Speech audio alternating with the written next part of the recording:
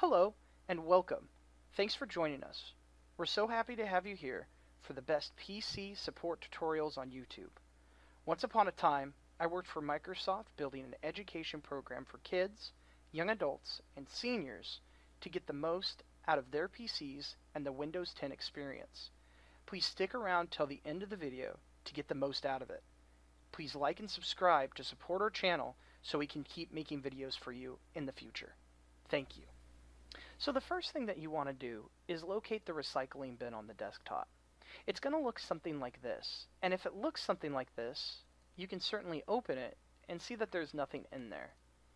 It will update as an icon if something is dragged into it, or if there's something within the recycling bin. So I'm going to do something like that here. And now we have something within our recycling bin. Over time, it's going to grow, and you're going to want to get rid of the files that are within it to save some space on your computer.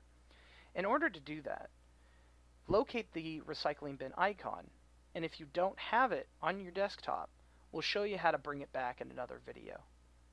But just locate it, right-click while hovering it, and click Empty Recycle Bin. It's going to ask if you want to permanently delete some files, and you're just going to click Yes. And that's it for this video.